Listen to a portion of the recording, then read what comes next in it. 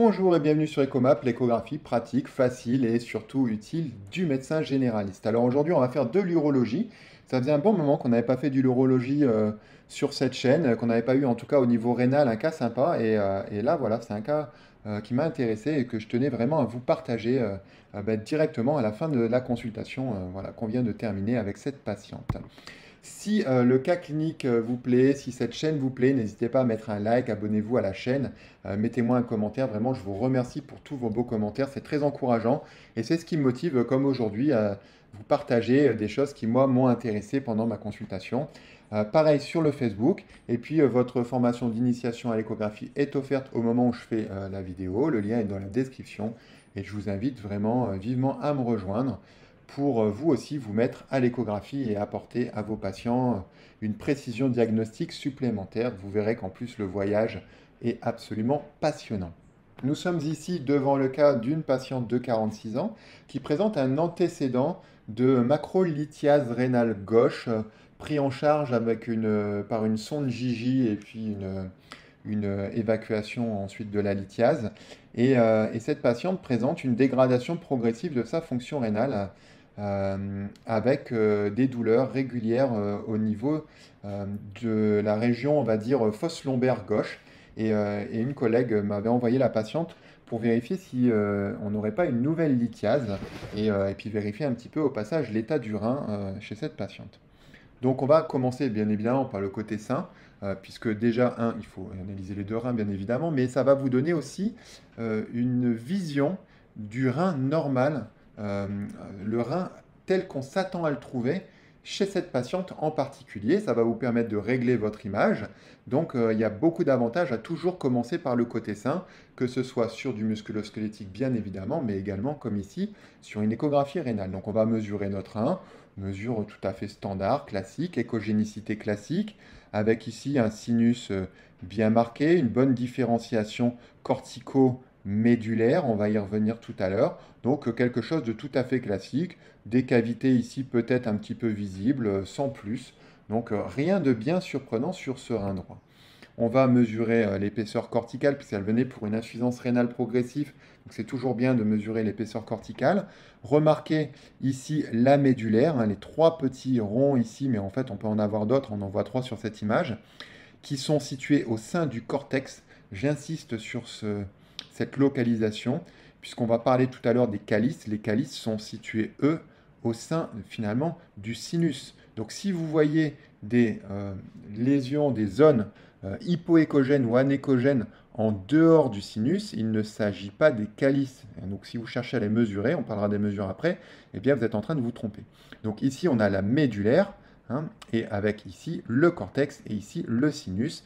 Et là on a la partie du île rénal, le île rénal qui est à la fois vasculaire et puis aussi à la fois urologique, si je puis dire. On va continuer notre exploration et on va mesurer les calices. Et vous voyez que les calices, je les cherche au sein du sinus. Je cherche une région hypo ou anéchogène, on va dire anéchogène, arrondie au sein du calice. Et si on fait du dynamique, on remarque que ces zones anéchogènes communiquent entre elles, bien évidemment, et elles vont communiquer ici avec le bassinet. Donc on a une mesure de 5 mm sur le calice supérieur droit. On va mesurer également notre bassinet. Notre bassinet ici est de dimension limite. On est à 10,8 mm. Ces deux dimensions sont toutes les deux des dimensions limites. On va parler des dimensions juste après. Passons du côté gauche. Immédiatement, puisque vous avez commencé à scanner le rein droit, immédiatement, quand vous passez à gauche, vous remarquez qu'il y a une différence. Vous remarquez qu'au sein de notre sinus, on a quelque chose d'anéchogène assez fortement visible. Avant toute conclusion, je vous invite systématiquement à régler vos images, améliorer votre coupe et votre orientation, puisque un diagnostic précis en échographie passe systématiquement par une image bien réglée et une coupe de belle qualité. Donc, soignez votre graphie, comme je dis souvent, puisque c'est la qualité de votre graphie qui va guider un peu la qualité de votre diagnostic. Donc, on va améliorer notre coupe, on va améliorer notre image.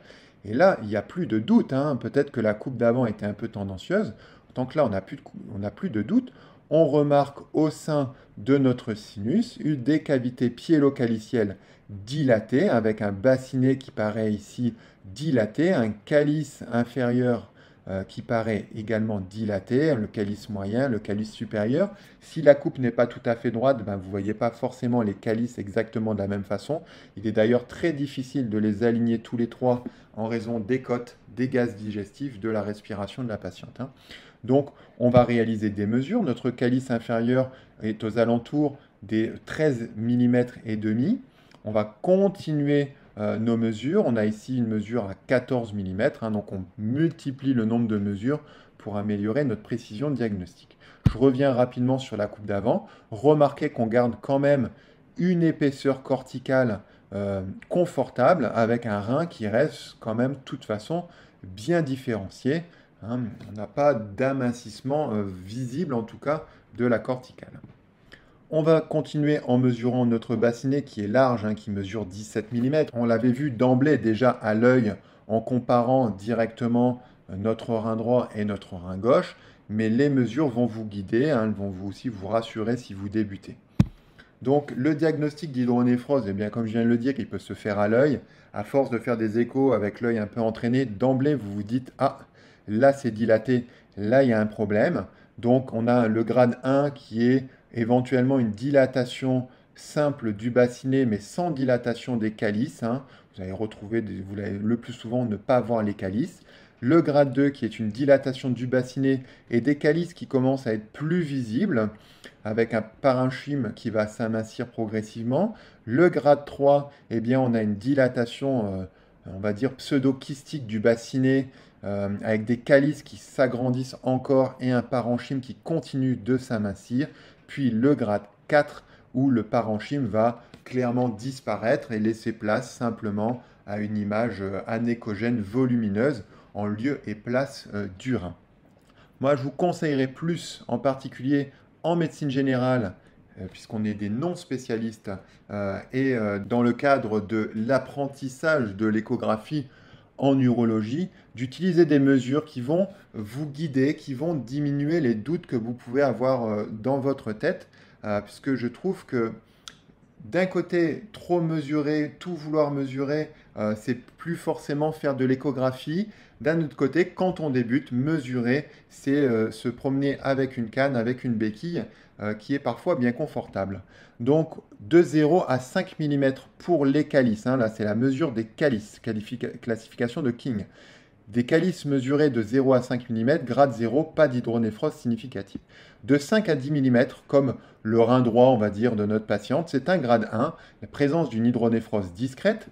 Attention, possible en cas de vessie très remplie ou de grossesse. Ça, il faut faire attention. Mais possible également en cas de colique néphrétique débutante, c'est-à-dire colique néphrétique qui évolue depuis moins de 48 heures, voire moins de 24 heures, et c'est un cas qu'on aura régulièrement en médecine générale, puisque vu que nous sommes accessibles à nos patients, le patient douloureux va demander à être vu en urgence, vous avez alors tendance à faire l'échographie tout de suite, et vous pouvez être face simplement à un grade 1 en début de colique néphrétique, donc toujours ne pas dissocier l'échographie et la clinique. Une clinique évocatrice et une dilatation piélo-calicielle de grade 1 vont vous orienter tout de même de toute façon vers une colique néphrétique. De 10 à 15 mm, présence d'une hydronéphrose modérée, dite de grade 2, et plus de 15 mm, grade 3, hydronéphrose sévère. Ici, on était donc face à une hydronéphrose modérée de grade 2 chez cette patiente, sachant que le diamètre antéro-postérieur du bassinet ne doit pas dépasser 1 cm, et qu'on avait ici un bassinet de 17 mm. Donc dans ce cas, eh bien plutôt une hydronéphrose séquelaire sur les antécédents de la patiente. Il n'a pas été retrouvé de toute façon de lithiase lors de l'examen, et il n'a pas été non plus retrouvé de souffrance rénale particulière, puisque le rein restait bien différencié, avec une épaisseur cortico-médulaire qui était tout à fait confortable. Petit point pour terminer sur une astuce de difficulté. Si vous êtes très gêné par les gaz digestifs et les côtes de votre patient pour trouver le rein, pour mettre en évidence une dilatation piélo-calicielle chez un patient aigu, urgent, qui peut être douloureux, donc agité, vous pouvez utiliser la sonde cardio. Perso, je ne suis pas fan parce que je trouve que l'image se dégrade quand même assez fortement quand on fait de l'abdo avec la sonde, une sonde phase arrêt de cardio. Mais il faut reconnaître qu'on passe facilement entre les côtes et les gaz digestifs et que malgré tout ici, vous voyez, c'est la même patiente, hein, on remarque quand même d'emblée la dilatation pyélo-calicielle. Donc sur un patient qui viendrait vous voir en aigu, avec lequel vous galérez avec votre sonde abdo, eh bien utilisez peut-être la sonde cardio pour mettre en évidence la dilatation pyélo-calicielle et permettre une prise en charge plus rapide de votre patient. Si ce cas clinique d'urologie vous a plu, eh bien, n'hésitez pas à me mettre un like, à vous abonner à la chaîne, me mettre un commentaire s'il y a des questions ou des remarques particulières. Pareil sur le Facebook. Et puis, la formation d'initiation est offerte. Le lien est dans la description. Je vous invite vraiment à cliquer dessus pour vous mettre vous aussi à l'échographie. Allez, je vous dis à très bientôt sur Ecomap. Bye bye.